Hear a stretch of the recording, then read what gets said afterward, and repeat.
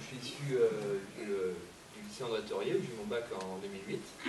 Donc comme vous, j'étais en terminale S.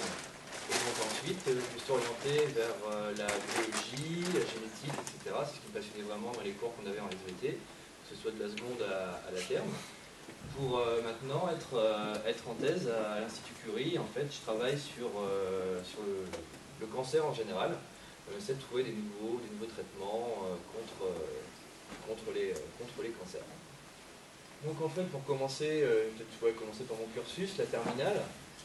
Donc la terminale, voilà, ce qui me passionnait vraiment, c'était en SVT le côté génétique, etc. Ce qui se déroulait dans la cellule, comment on pouvait faire en sorte un être humain d'exister composé uniquement de cellules comme on le sait, comment tout ça se met en place. J'ai eu mon master de recherche cette année. Et donc là, je suis reparti pour 3 ans de thèse, donc thèse pour au final, à la fin, être chercheur.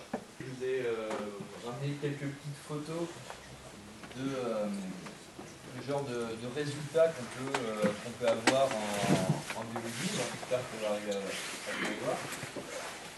Donc, alors ça fait des très belles images, c'est ce qu'on appelle de l'immunofluorescence. Et donc en fait, là, des chercheurs, ils ont réussi à isoler un bulbe de neurones. Et donc en fait, on peut voir ici que, donc, par exemple, là en rouge, c'est ce qu'on appelle des motoneurones, donc des neurones qui vont faire en sorte que le bras ou la jambe bouge. Et en bleu, des neurones sensoriels, le fait que si on pince le bout du doigt, on va ressentir une douleur. Et ils ont réussi à isoler en vert toutes les projections neuronales. Et donc, alors là, c'est une image qui est très très belle. Je ne sais pas trop pourquoi dans quel but ils ont voulu avoir cette image. Mais c'est des sortes de résultats qu'on peut avoir surtout en biologie moléculaire. C'est des cellules, ce qu'on appelle en immunofluorescence. J'en ai encore une autre. Et après, quelle perspective alors? Donc, après, à l'issue de la thèse, donc pour devenir chercheur, en biologie, on conseille de faire ce qu'on appelle un post-doctorat. Le post-doctorat, c'est un contrat de 2 ou 3 ans dans un laboratoire de recherche. Donc là, je compte le faire aux États-Unis.